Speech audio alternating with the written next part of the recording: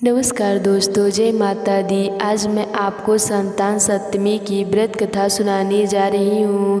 तो प्रेम से बोलिए शिव जी की जय, माता पार्वती की जय।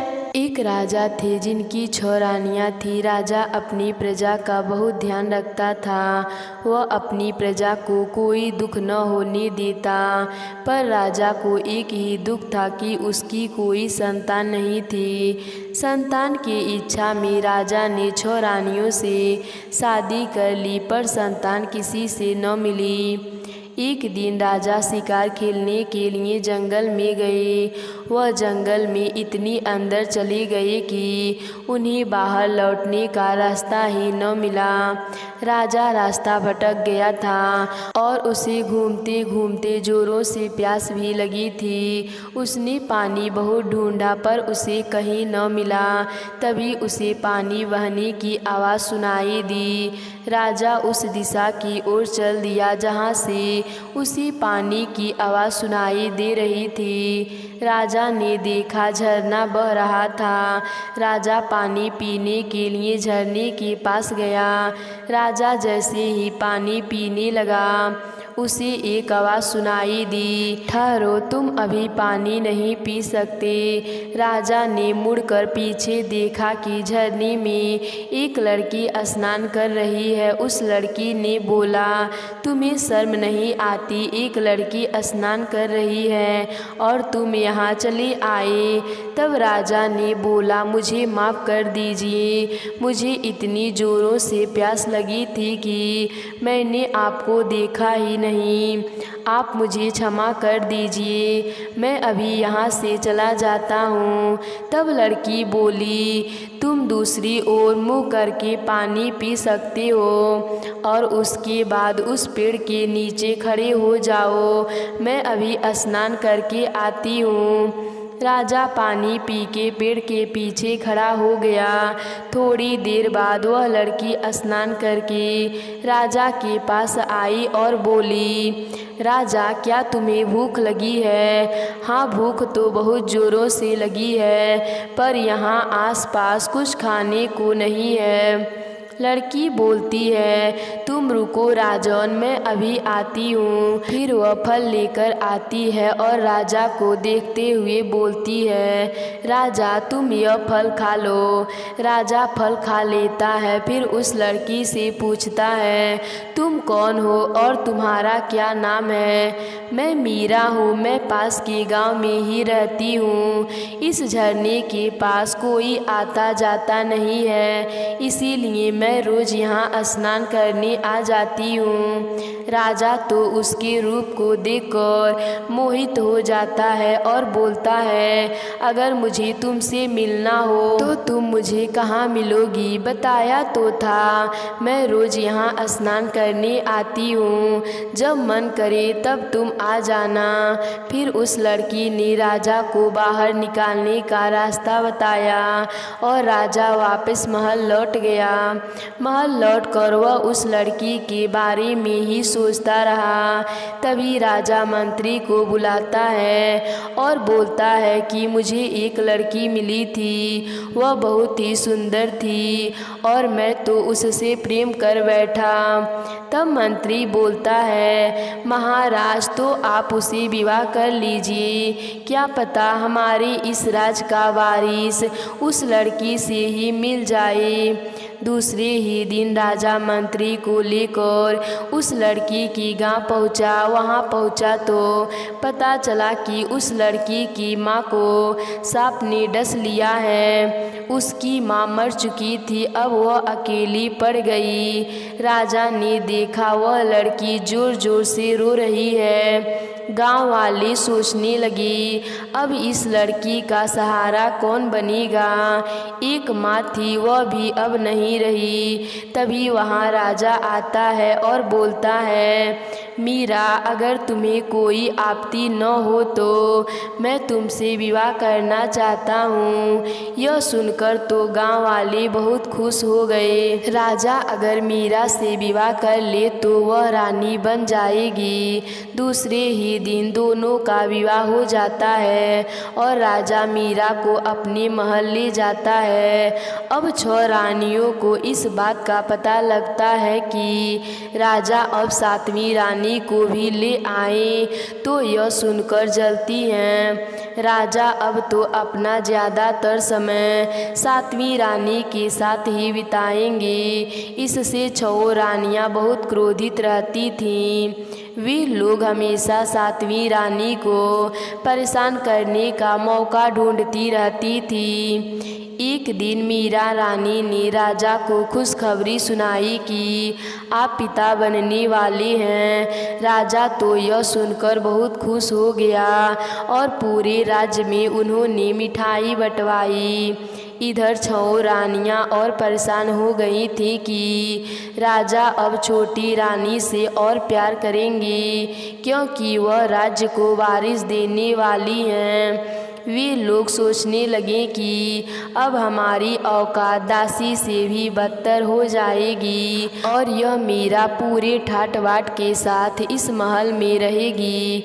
एक दिन सीमा में लड़ाई छिड़ गई और राजा कुछ दिनों के लिए बाहर चले गए। अब 6 रानियां बहुत खुश हो गई कि अब मीरा के पास कोई भी नहीं है, अब हम लोग उसे किसी तरह से सबक सिखा सकेंगे। इधर मीरा के प्रवेश का समय आ रहा था। मीरा को बहुत ही दर्द हो रहा था। मीरा ने बड़ी रानी से पूछा, दीदी मुझे बहुत दर्द हो रहा है, अब मैं क्या करूं, जिससे मुझे कुछ राहत मिले। बड़ी रानी गुस्से में बोली, तुम कोठी में अपना मुंह डालकर बैठ जा, बच्चा तुम्हें आराम से हो जाएगा। बेचारी रानी ने पहले किसी को बच्चा होते नहीं देखा था, इसीलिए उसे लगा कि बड़ी रानी ठीक बोल रही हैं। उसने वैसा ही किया। जैसे ही वह कोठी में मुंह डालने लगी, वह डाल ही नहीं पाई, क्योंकि कोठी बहुत ऊंची थी। उसने सोचा इससे अच्छा है कि मैं अपना सर घड़े में डाल लूँ। वह घड़ा लेकर आई और उसी में अपना सर डालने लगी, लेकिन उसका सर उस घड़े में नहीं आया। बेचारी का दर्द बढ़ता ही जा रहा था, इसीलिए उसने वह घड़ा अपने सर पर ही रख लिया और सोचा शायद इससे दर्द थोड़ा कम हो जाए। 6 रानी दरवाजे पर खड़ी रहीं, पर उसने किसी को भी दाई को अंदर न जाने दिया। रानी अंदर तड़पती रही और उसने एकाएक 7 बच्चों को जन्म दिया। उनमें से 6 लड़के और 1 लड़की थी। दर्द के कारण रानी बेहोश हो गई और वहीं पर गिर पड़ी। बड़ी रानी अपनी विश्वसनीय दासी को बुलाया, कहा, मैं तुझे बहुत धन दूंगी, तू बस मेरा एक काम कर दे, तू 7 बच्चों को जंगल में ले जाकर मार दे। दासी लालच में आ गई और उसने 7 बच्चों को उठाया और उसे जंगल में ले गई। इधर बड़ी रानी छोटी रानी के कच्छ में 7 पत्थर गिरवा दिए। जब रानी मीरा को होश आया, उसने बड़ी रानी से पूछा, दीदी मेरे बच्चे कहाँ हैं और मुझे क्या हुआ है, लड़का या लड़की? रानी बोली, तुझे 9 लड़का हुआ है 9 लड़की। तुमने तो ईंट पत्थर को जन्म दिया है। वह ईंट पत्थर को देखकर रानी मीरा परेशान हो गई कि यह कैसे हो सकता है कि इंसान पत्थर को कैसे जन्म दे सकता है। मैंने बच्चों को ही जन्म दिया है, मेरे बच्चे कहाँ हैं दीदी? पर सारी रानियां वही बोलती रहीं कि तुमने तो ईंट पत्थर को जन्म दिया है। यदि तुम्हारी हमारी बात पर विश्वास नहीं हो तो तू दासी से पूछ लो। तो दासी ने भी वही जवाब दिया, हाँ महारानी, आपने ईंट पत्थर को ही जन्म दिया है। बेचारी बेचारी रानी बहुत परेशान हो गई कि अब मैं राजा को कैसे मुंह दिखाऊंगी। उधर राजा को आने का समय भी हो गया है।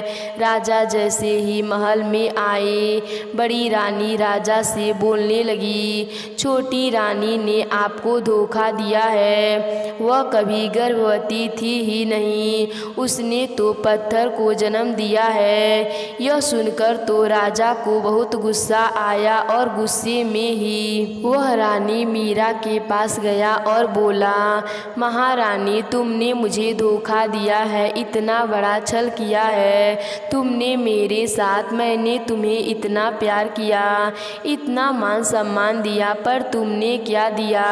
अब से मैं तुम्हें रानी नहीं मानता, अब तुम दासी की तरह इस महल में रहोगी और आज के बाद मुझे अपना चेहरा मत दिखाना। बेचारी रानी बोलती रही कि मैं सच में गर्भवती थी, पर राजा ने एक न सुनी। अब राजा 6 रानियों को समय देने लगा और 7वीं रानी को कुछ नहीं दिया। ऐसे करते करते 1 साल बीत गया। एक दिन राजा के दरबार में गांव के सरपंच आए। राजा ने पूछा, सरपंच जी यहाँ आने का क्या कारण है? अगर कुछ समस्या हो तो मुझे बताइए। महाराज आपके होते इस गांव में क्या समस्या हो सकती है? सब कुछ कुशल मंगल है, पर एक ऐसी घटना घट गई है जो आपको बताए बिना रह ही नहीं पाया। राजा ने बहुत आश्चर्य से पूछा, ऐसा क्या हो गया? महाराज जंगल के पास 6 बांस के पौधे और एक चंपा के पेड़ निकल आया है, पर हैरानी की बात यह है कि वह किसी ने भी नहीं लगाया। वह पौधा अपने आप ही निकल आया और उस चंपा के पेड़ में बहुत फूल होते हैं और उनकी महक इतनी अच्छी है कि पूरा गांव उससे महक उठा है। पर चंपा के पेड़ में कोई भी फूल तोड़ने जाता है तो वह चंपा के पेड़ बहुत ऊंचा हो जाता है, जिस कारण वह फूल कोई भी तोड़ नहीं सकता। यह सुनकर राजा बहुत हैरान हो जाता है। तभी सरपंच ने एक और हैरानी वाली बात बताई। महाराज वह 7 पेड़ आपस में बात भी करते हैं। तब राजा बोलता है, अगर ऐसी बात है तो अभी मैं अपने मंत्री को आपके साथ भेजता हूँ, वह इस बात की तहकीकात करेंगे। तब मंत्री सरपंच के साथ उस जगह के पास पहुंचता है। जैसे कि वह चंपा के फूल तोड़ने जाते हैं, चंपा के पेड़ से आवाज़ आती है, अरे भैया हमारे मंत्री जी आए हैं, क्या मैं इन्हें फूल तोड़ने दूं या मैं ऊपर उठ जाऊं? तभी 6 पेड़ बोलते हैं, नहीं बहना तू ऊपर उठ जा। यह वही मंत्री है जिसने हमारी माँ की ठीक से सेवा भी न की, इसने ठीक से देखा भी नहीं कि हमारी माँ के साथ महल में क्या हो रहा है। तू इन्हें फूल तोड़ने मत देना। मंत्री बात सुनकर बहुत हैरान हो जाता है कि महल में ऐसा क्या हुआ है रानी के साथ जो मुझे अभी तक नहीं पता चला। मंत्री महल जाता है और राजा को सारी बात बताता है कि महाराज आपके पीठ पीछे जरूर महारानी के साथ कुछ हुआ था, जरूर कुछ षड्यंत्र रची गई थी। महाराज आपको सच्चाई की पता लगानी चाहिए। ठीक है मंत्री, मैं कल अपनी सभी रानियों के साथ उस जगह पर जाऊंगा। तब मंत्री बोलता है, महाराज अगर आप बुरा न माने तो आप रानी मीरा को भी अपने साथ ले जाइएगा।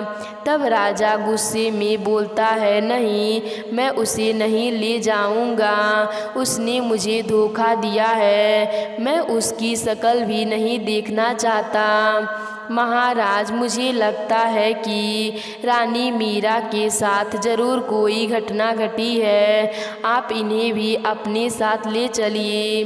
भले ही आप उनका मुख मत देखिएगा। राजा मंत्री की बात मान लेता है। दूसरे ही दिन राजा मंत्री और उसकी 7 रानियां उस पेड़ के पास पहुंच जाती हैं। महाराज, इस पेड़ से बहुत अच्छी खुशबू आ रही है, क्या मैं इस पेड़ से फूल तोड़ लूं?